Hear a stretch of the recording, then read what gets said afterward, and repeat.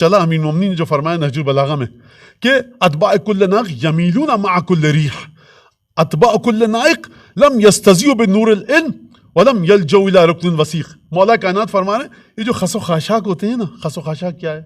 ہوا چلتی ہے تو گھاس ہوتی ہے سوکھی ہوئی، سڑک پہ پڑی ہوتی ہے، اڑتی ہے، وہ خس و خاشاک کہتے ہیں اسے.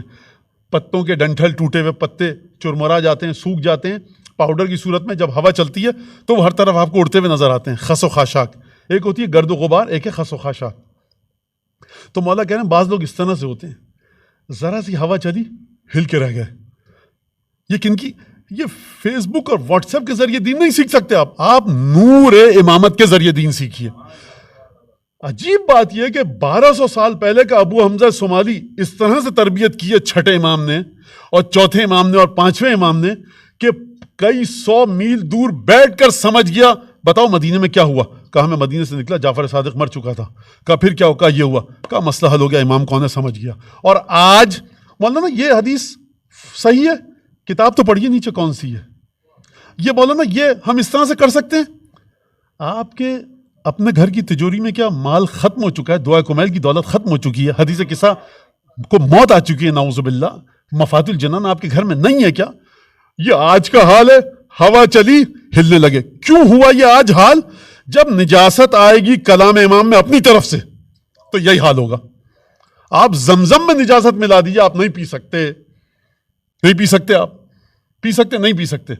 لہذا کلام امام میں آیات میں جب انسانی نظریات شامل ہوں گے سننے والوں کے ذہن میں الجھن پیدا ہوگی، سننے والے گھبرائیں گے.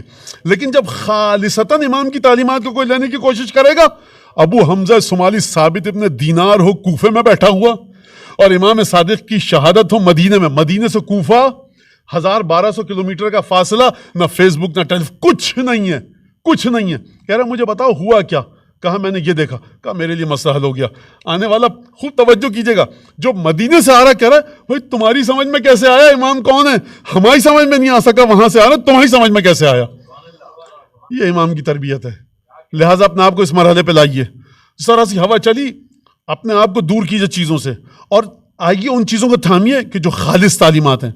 اور یہ ہو نہیں سکتا، ممکن ہی نہیں ہے آپ یہ کر پائیں، ممکن نہیں ہے. اکیڈیمکلی ممکن نہیں ہے کہ آپ کتابوں سے کے ذریعے جا کر چیز نکالیں. کیسے ہوگا پھر؟ یہاں پر وہ مرحلہ آتا ہے ہم سے مدد مانگو، غیر ضروری چیزوں میں دخالت مت دیجیے، غیر ضروری چیزوں میں اپنی ٹانگ اڑانے کی عادت کو ختم کیجیے، غیر ضروری جگہ پر اپنے ذہن کو تھکانے سے ختم کیجیے. امام صادق نے پوچھا سبحان اللہ انتم تسألون عما تحتاجون عما لا تحتاجون.